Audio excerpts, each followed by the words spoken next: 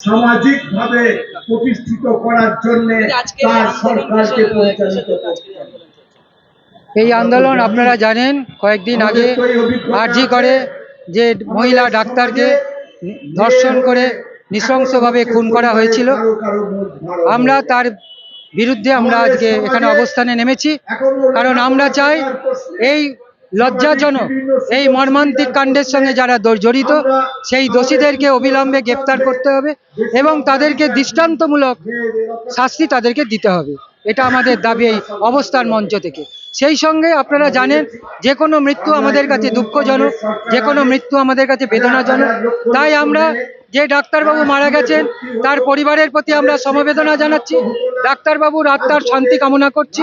সেই সঙ্গে আপনারা জানেন, এই ডাক্তারবাবুর মৃত্যুকে কেন্দ্র করে 14 তারিখ রাত্রে আরজি করে যে সমস্ত মানুষ, যে সমস্ত দুষ্কৃতীরা তারা তাণ্ডব চালিয়েছে, তারা বেশ কিছু দামি দামি যন্ত্রপাতি নষ্ট করে দিয়েছে, জীবনদায়ী ওষুধকে নষ্ট করেছে এবং সেদিন ওখানে এমন বিশৃঙ্খলা সৃষ্টি করেছে, বাংলার পুলিশ যদি সেদিন তৎপর না হতো তাহলে ওই দিন রাত্রে আরজি করে আরো বেশ কয়েকটা লাশ সেদিন পড়ে যেত।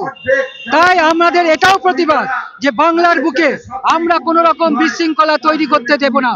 এই বাংলা মমতা ব্যানার্জির বাংলা, এই বাংলা শান্তির বাংলা, এই বাংলা শৃঙ্খলার বাংলা। এখানে যেমন একদিকে অন্যায়ের প্রতিবাদ করা হবে, অত্যাচারের প্রতিবাদ করা হবে, যারা অন্যায় করেছে, যারা অত্যাচার করেছে তাদের শাস্তি মমতা ব্যানার্জির নেতৃত্বে দেওয়া হবে। এ নিয়ে কোনো রকম সন্দেহ নেই। যারা রাজনীতি করছে তাদের কাছে আমাদের আবেদন, আপনারা এই মৃত্যুকে কেন্দ্র করে রাজনীতি করবেন না। কারণ আমাদের সবার ঘরে মেয়েরা আছে, বোনেরা আছে।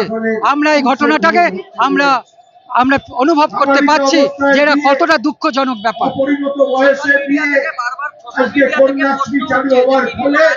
আমাদের হচ্ছে কমে গেছে। আজকে মেয়েরা শুনুন, একজন সাধারণ মানুষ যেটা করতে পারে একজন মুখ্যমন্ত্রী, একজন স্বাস্থ্যমন্ত্রী, একজন পুলিশ মন্ত্রী সেটা করতে পারে না। একজন মন্ত্রীকে যখন কোনো কাজ করতে হয় তাকে সংবিধানের অনেক কিছু নিয়ম কানুন মেনে তাকে কাজটা করতে হয়। আমি যেটা বলে দেবো, আপনি যেটা বলে দেবেন, সেটা স্বাস্থ্যমন্ত্রী বা পুলিশ মন্ত্রীর পক্ষে সেইভাবে করা সম্ভব হয় নয়। আর মমতা ব্যানার্জিকে যারা জ্ঞান দিচ্ছে তাদের কাছ থেকে জ্ঞান নিয়ে মমতা ব্যানার্জি বাংলাকে চালায় না। মমতা ব্যানার্জি যেভাবে নেতৃত্ব দিচ্ছে আগামী দিনে বাংলাকে সেভাবেই নেতৃত্ব দেবে এবং বাংলায় শান্তি শৃঙ্খলা বজায় রাখবে। আমার নাম মিঠু সরকার, আমি 7 নম্বর ওয়ার্ডের কাউন্সিলর।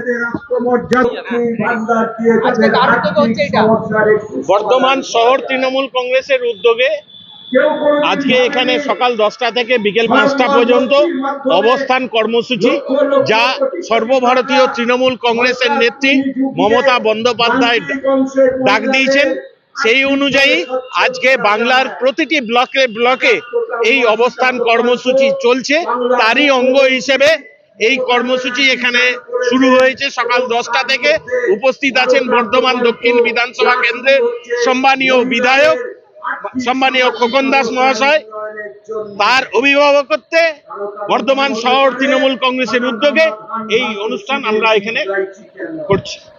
আমি এই কথাগুলো মানুষের কাছে